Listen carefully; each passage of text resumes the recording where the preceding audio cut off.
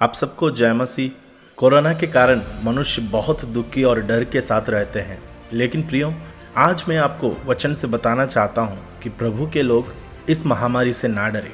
और परमेश्वर ये चाहते भी हैं कि उनकी प्रजा ये भेद को समझे कि आखिर कोरोना हो क्यों रहा है। भजनकार दाऊद कहते हैं, भजन संहिता 27 अध्याय उसका 1 से 3 वचन में, यहोवा परमेश्वर मेरी ज्योति और मेरा उद्धार है, मैं किससे डरूं। यहोवा मेरे जीवन का दृढ़ गढ़ ठहरा है, मैं किसका भय खाऊं। जब कुकर्मियों ने जो मुझे सताते और मुझी से बैर रखते थे, मुझे खा डालने के लिए मुझ पर चढ़ाई की, जब वे ही ठोकर खाकर गिर पड़े, चाहे सेना भी मेरे विरुद्ध छावनी डाले तो भी मैं ना डरूंगा। चाहे मेरे विरुद्ध लड़ाई ठन जाए, उस दशा में भी मैं हियाव बांधे निश्चित रहूंगा। प्रियो, परमेश्वर के लोग कोई भी बीमारी या महामारी के प्रति नहीं डरना चाहिए, क्योंकि हमारी भरोसा परमेश्वर पर है। भजन 27 का 5 में लिखा है, क्योंकि वह तो मुझे विपत्ति के दिनों में अपने मंडप में छिपा रखेगा, अपनी तंबू के गुप्त स्थानों में वह मुझे छिपा लेगा और चट्टान पर चढ़ाएगा। प्रियो, आज की यह विपत्ति परमेश्वर की जानकारी से ही हुआ है। ऐसा कोई भी बात नहीं जो परमेश्वर की जानकारी के बगैर हुए हो। जैसे जैसे अंत के समय निकट आता जा रहा है, हमें बाइबल से यह जानना जरूरी है कि परमेश्वर अपने लोगों को तैयार और संसार पर अपना न्याय को शुरू कर रहा है। इस कोरोना के समय में एक विश्वासी को क्या करना चाहिए, बाइबल हमें बताती है। यशायाह नबी 26 अध्याय उसका 20 और 21 वचन में, वहाँ पर इस प्रकार लिखा है, हे मेरे लोगों, आओ अपनी अपनी कोठरी में प्रवेश करके किवाड़ों को बंद करो। थोड़ी देर तक, जब तक क्रोध शांत ना हो, तब तक अपने को छिपा रखो, क्योंकि देखो, यहोवा पृथ्वी के निवासियों को अधर्म के दंड देने के लिए अपने स्थान से चला आता है।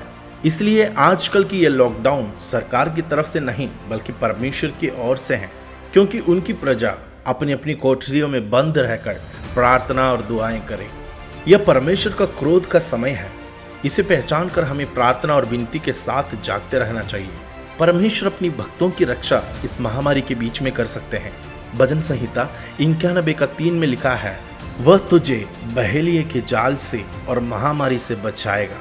जब इस्राएली लोग मिस्र देश में गुलामी में रहते थे, तब उस देश में परमेश्वर ने 10 प्रकार की महामारी या विपत्तियों को होने दिया, मगर उसके बीच में परमेश्वर ने अपने लोगों की रक्षा भी किया। वैसे आज भी परमेश्वर हमारी रक्षा कर सकता है। जो उसकी शरण में रहते हैं वह कभी नष्ट नहीं होता है।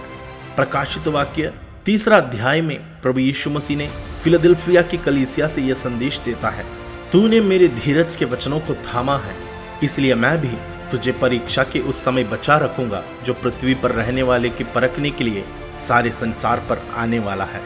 पृथ्वी पर रहने वाले हर एक को परखने का एक दिन आएंगे करके बाइबल हमें स्पष्ट बताती है। मगर इस परख के बीच में भी परमेश्वर अपने लोगों की सुधि लेता है। जैसे जल प्रलय से पूरी दुनिया को नाश करते समय परमेश्वर ने नूह और उनके परिवार की सुधि ली, और सोदोम और अमोरा जो शहर को नाश करते समय परमेश्वर ने लूत और उनके परिवार की सुधि लिया, वैसे ही इस कोरोना काल में भी परमेश्वर आपकी और आपके परिवार की रक्षा कर सकता है। प्रियो, महामारी से ना डरे, क्योंकि ज़्यादा से ज़्यादा यह महामारी हमारी देह की हानि ही पहुंचा सकती है, लेकिन हमारी आत्मा की नहीं, क्योंकि हमारी देह, हमारा प्राण, हमारी आत्मा, यह सब कुछ हमारी परमेश्वर के हाथों में सुरक्षित है।